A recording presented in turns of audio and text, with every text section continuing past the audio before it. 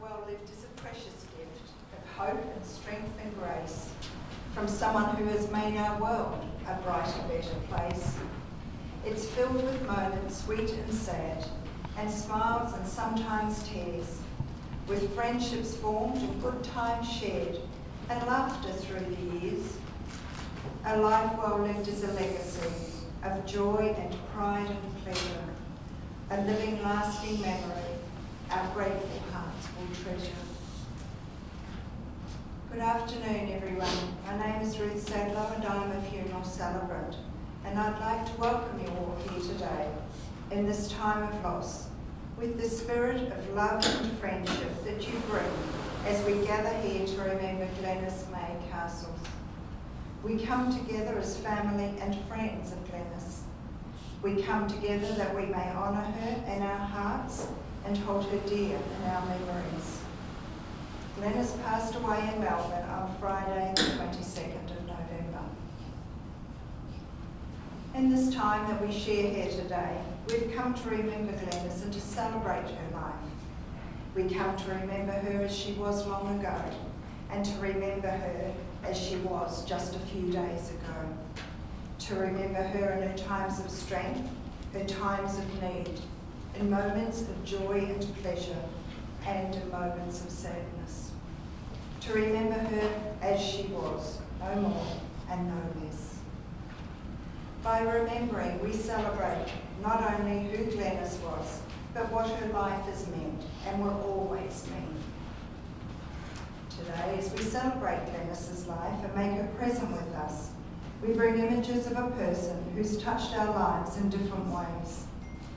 These we bring to our gathering today, so the pain of losing her may be eased with the balm of love and memory.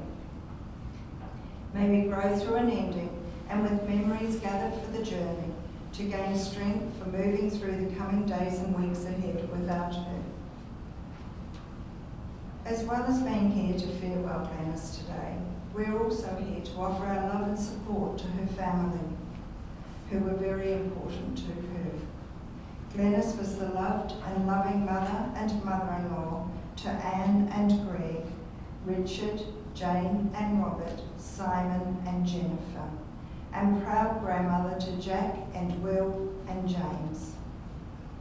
Today also allows us to think about those other people who have been important in her life, but have also predeceased her, especially her husband Ian, who passed away in 2010, her eldest son John, who died in 2002, her parents and her brother Laurie. Glennie was also blessed with some wonderful friends, Rita, Therese, Judy and Joy, who appreciated and supported each other through the decades. Joy was Glennie's neighbour over many years and many children. Also the wonderful people of Hamilton Crescent, where the family home was for decades, were also a rich part of Glennie's life, including Zenny, Chris and Retica Chenoweth, Jan and Jeff Pryor, as well as sharing many happy times with Glennie and Ian over a bottle of wine. The family appreciate the enormous amount of support you all provided during the hard times. It would also be remiss of me not to acknowledge early in the proceedings the beloved golden retrievers in Glennie's life, Owen and Jordan. How much she enjoyed these four-legged friends. I understand the sight of Glennie walking around the Kingston shop or down Hamlin Crescent with her companion in tow was heartwarming to friends and strangers alike. So happy she seemed, and her good nature and warm heart shining. When blessed with a long life, a person has the opportunity to have the impact on many people.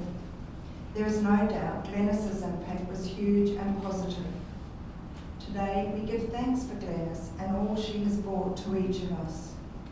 This is a time for giving thanks for a life well lived, as well as saying farewell. We've gathered to acknowledge the passing of Glennie, for whom you have known and loved. When someone we care for dies, family and friends gather with sorrow in their hearts. At times when we must face death and loss, We need one another's company for understanding and support. Just to be together, to look into one another's faces, takes some of the loneliness away and draws our hearts together in healing. This we can offer one another. At such times, the ways that sustain us separately come together in virtual harmony that acts across all creeds and assures us that the permanence of human goodness and hope. We've come together to give thanks that we knew this caring and lovely person, to express our gratitude for the days and years we were able to share with her. By remembering the best of Glennis, by recalling some of her finest qualities, by honouring the principles, values and dreams which guided her life, some of her enduring legacy flows into us, that we ourselves may be more caring in the days ahead. We all know the value and meaning of life consists of living it and living it well. People who have been strength and comfort to others and have worked for future generations, deriving fulfilment and satisfaction from doing so. These are the people who bring value and meaning to life, and Glennis was such a person. To learn a little bit about Glennis's life, her son Richard would like to pay tribute to his mum on behalf of Glennis's children.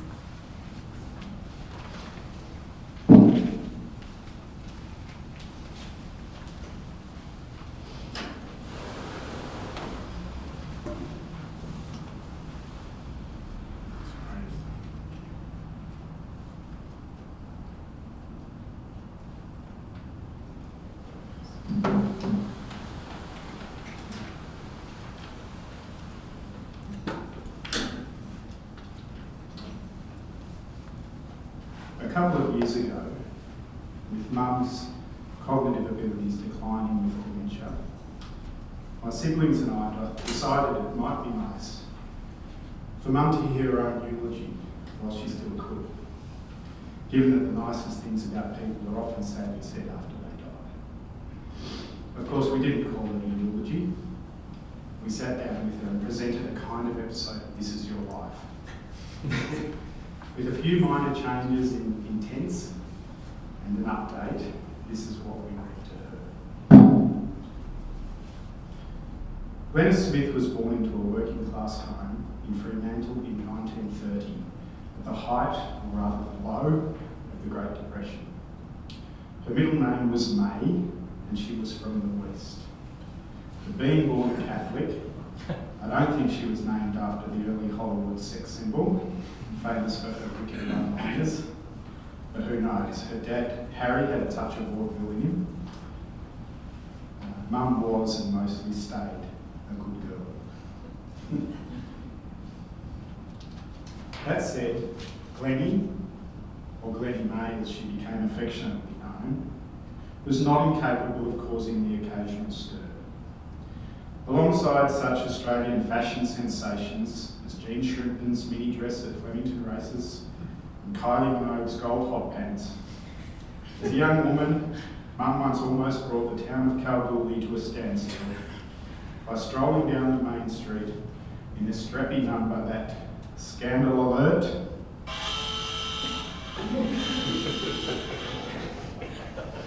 dared to bare her tanned Western Australian shoulders. It was, I think, this curious mix of innocence and brazen charm that most characterised Mum as she journeyed from her humble origins in Bassendean, WA, to the Prime Minister's office in Canberra and to tea parties at Scandal Alert, Buckingham Palace. Mum had an adventurous spirit. As a young woman, she did something that is not even advised today, hitchhiking around Europe, which she did with her friend Therese Murphy. Then, as a working girl approaching 30, and believing that at such an advanced age she had surely been left on the shelf, Mum made the bold move of uprooting her life and going east to work in the public service secretarial pool in the burgeoning swinging capital of Canberra. Not that Mum was without her suitors. In fact, one of the main motivations for her moving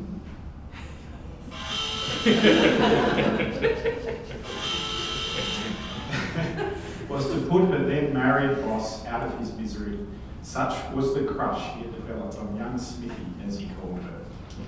And in her younger years, a hyperactive boy with a wobble board named Rolf had also shown his affection in the form of punching Mum in the arm as she practised her piano scales.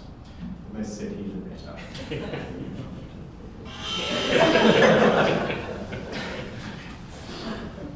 Mum was also a popular partner at the Saturday night town hall dances. Thankfully, she wasn't popular enough with one particular man named Eric Edgar Cook, who later became known as the Nightcrawler or the Nedlands Monster, one of Australia's most notorious serial killers. If you go to the Wikipedia list of Australian criminals, you'll find the names of both those men there. Thankfully for Mum, and indeed for us, in Canberra she met a man who you might say was hardly a lady killer.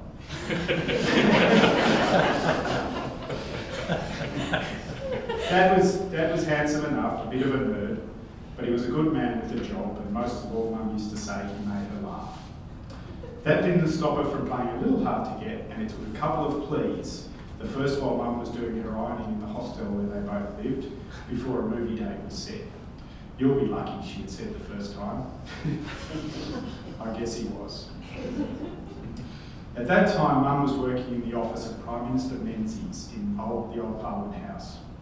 Sir Robert was of course long married, but it is an accepted fact in the Castle's family that it was not the Queen to whom he was referring when he uttered those nauseating lines, "I did but see her passing by, and I love her till I die." Mum's brazen charm no doubt even worked its magic on Ming the Merciless. One Friday evening at after work drinks, the conversation moved on to the topic of the stoic nature of the Australian national character, something, by the way, that Mum possessed in spades. Maybe loosened up by a martini or two, Mum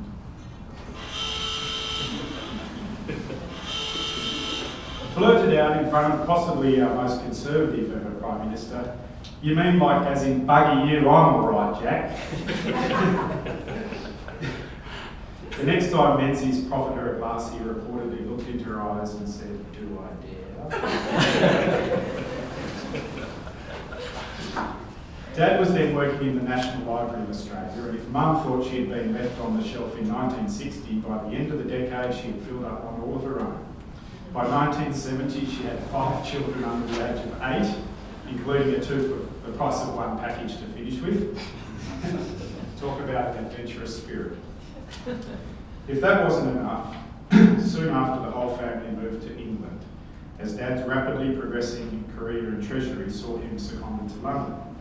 On top of parental duties that included attending to children who contracted every mump, measles and pox that England had to offer, Mum was called upon to host various cocktail parties for visiting dignitaries, including an imposing up-and-coming couple by the names of Gough and Margaret.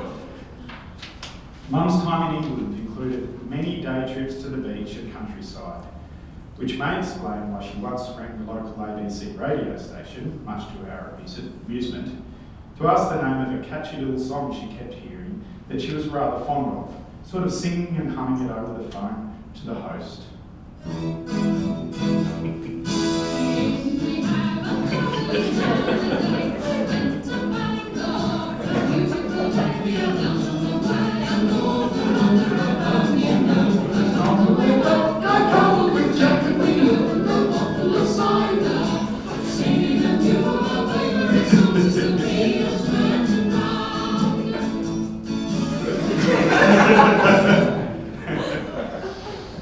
There was also a driving tour of Europe in a newly purchased grey Volvo station wagon, the start of a long and illustrious career traversing the harsher Australian landscape for years to come.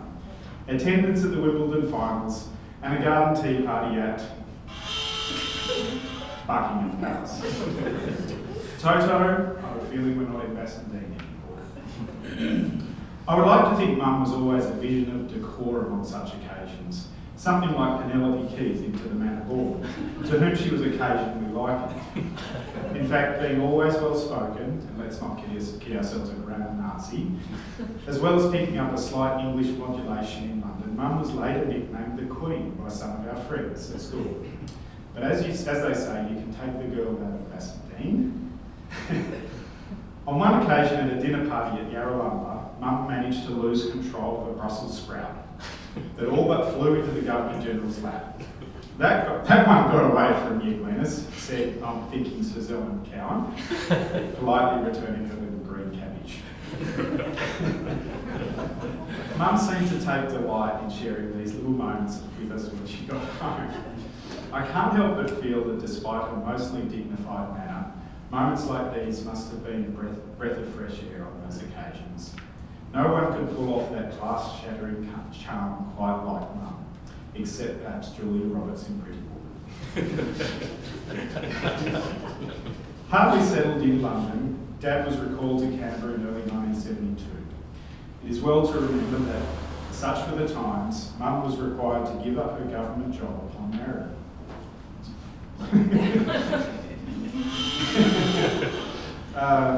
Except for our time in London, for 50 years or so, Mum's workplace was 28 Hamlin Crescent, Maribyrnong, where she served dutifully as general manager, head chef, event and travel organiser, child counsellor, financial manager, cleaner and chauffeur, among innumerable other roles. On top of this, Mum also found part-time employment, including many and happy and fulfilling years as a personal assistant to researcher and dear friend Dr. Graham Rossiter, who's here today, who appreciated her eye, I'm sure, for grammatical errors in the production of numerous publications. She also, of course, helped Dad meet his many deadlines, and we were the envy of the school for producing perfectly typed up essays that no doubt unfairly added many points to our grades. Meanwhile,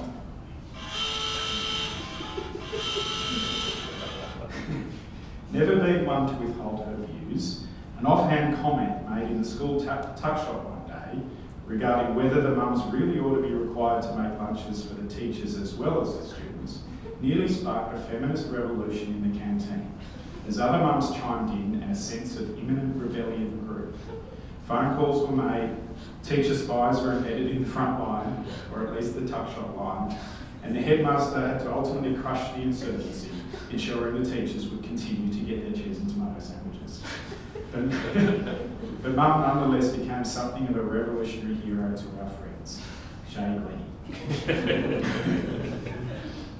We are also very proud to say at the age of 60, Mum returned to full-time work in the Senate offices at the new Parliament House, again assisting in the production of various publications, including an early report on something called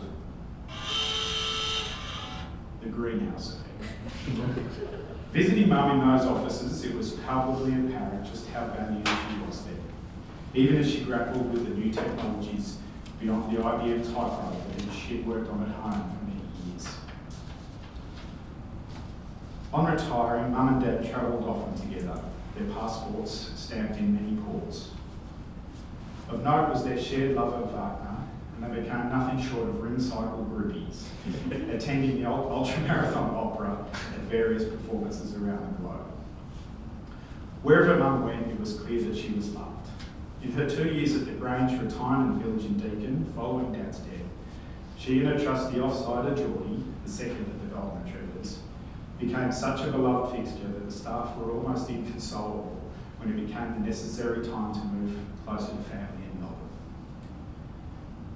It was quite a journey, from Fremantle to Melbourne via Canberra and London, producing along the way 5 kids and 3 grandkids. Mum would often remark in her later years that she had had a good life.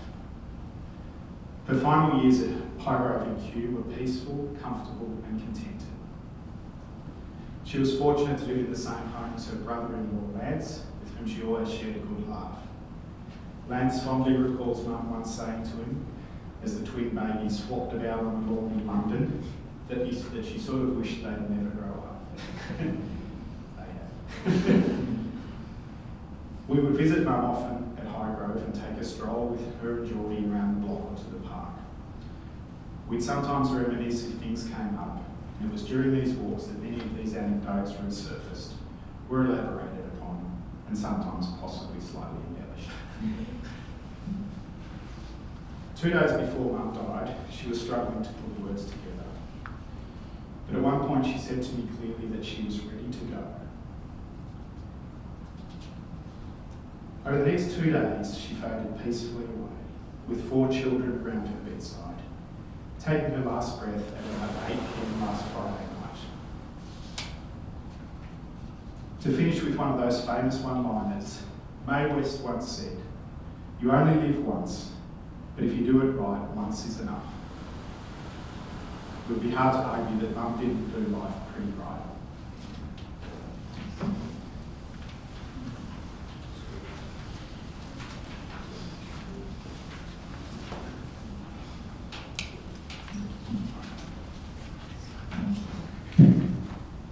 The role of a grandparent is of vital importance in a family. Grandchildren bring energy, optimism, laughter, and a sense of purpose to grandparents' lives. So it's understandable there's a very special bond between grandparent and grandchild. Will is one of Glennis's grandchildren, and he'd like to share some of his memories today.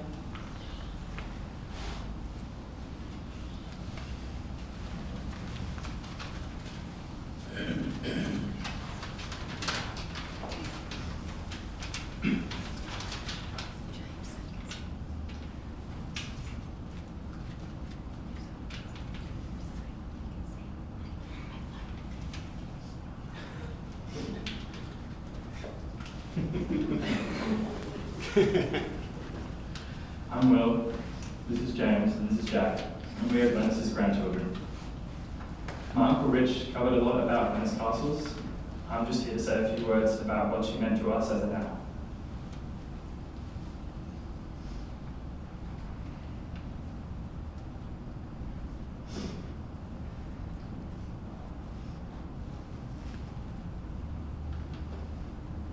As a kid, being told we're going to Nana's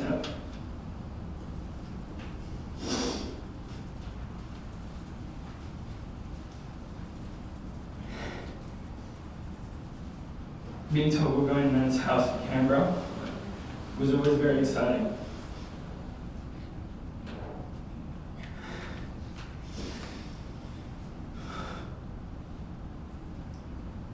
She made me and my brother Jack feel right at home and always asked us lots of questions about how school was, and especially how we got so tall. Every time. One of the distinct things I can remember about now is her laugh. She had a unique and genuine laugh that always brightened up the room. My mum would often tell me how her and her siblings liked to tease Nana, and that Nana would always laugh it off and play along with the joke. She really was the perfect Nana. She would come to my grandparents' days in primary school. She would teach me all of Geordie's tricks. She joked around with us, often calling us cheeky monkeys. And not to mention her generous Christmas presents. We will miss you so much, Nana.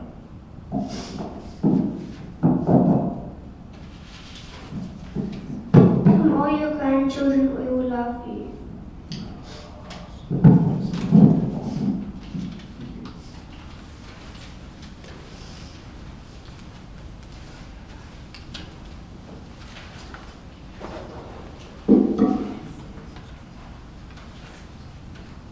Let us pause now for you to think about your private memories of Glennis, a time for you to think about your relationship to her and what she meant to you. It's a time to acknowledge and give thanks for the times you shared with her. She was not the same person to any two people here. She was not the same throughout her life because she grew and changed just as we all do.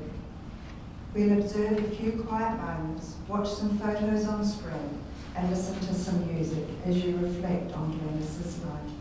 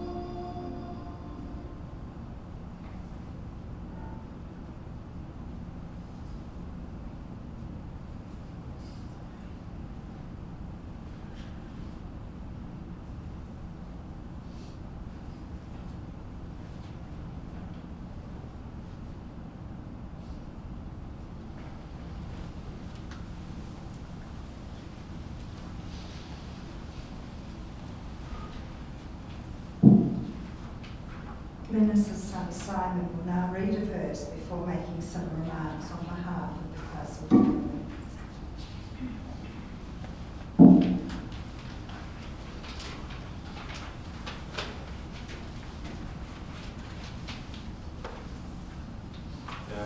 Mum was a regular churchgoer for most of her life. She was there every Sunday, rain, hail or shine, or whatever else was going on in her life or wherever she was in the world. But at some point, I'd say roughly in her late 60s, early 70s, Mum's faith did begin to waver. She didn't throw it all in entirely, but her doubts about a lot of what she saw and heard in church did become more dominant. And her dispensations, you used to call them, when she didn't go to Sunday Mass, they used to be about once every 5 years, became kind of every week. I think she slowly began to feel closer to whatever God or Spirit might be out there in the universe when she was walking her beloved dog Geordie around the block than she did sitting in the local church. I remember a number of conversations with Mum where she said how silly the idea seemed to her that there'd be some God sitting in judgment at heaven's gates saying who could enter and who was being sent away to the other place. I agreed with her, while at the same time seeing the irony, or at least the funny side. For it's almost impossible to imagine anyone more certain of getting a ticket to the good place than Mum. You're in, Mum, I wanted to say. And if you're in, maybe you can get us in. Mum's faith definitely did fall away, but I don't think she ever lost a belief that there was wisdom and beauty in the Bible and in Christian thought and traditions. She remained a cultural Catholic, if not exactly a believing one. So we thought it was important to acknowledge this side of Mum today, and it is with this in mind that I read this verse. Psalm 23. The Lord is my shepherd, I shall not want. He maketh me to lie down in green pastures. He leadeth me beside the still waters. He restoreth my soul. He leadeth me in paths of righteousness for his name's sake. Yea, though I walk through the valley of the shadow of death, I will fear no evil, for thou art with me. Thy rod and thy staff, they comfort me. Thou preparest a table before me in the presence of mine enemies. Thou anointest my head with oil, my cup runneth over. Surely goodness and mercy shall follow me all the days of my life, and I will dwell in the house of the Lord forever.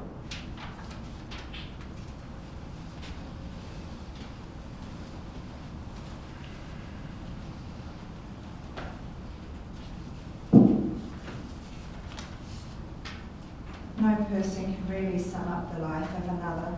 Life is too precious to be passed over with mere words. Rather, we have shared a moment in time to share some of the memories and events in Glennis's life. All these memories are alive, and she will be remembered by each of you in your own special way.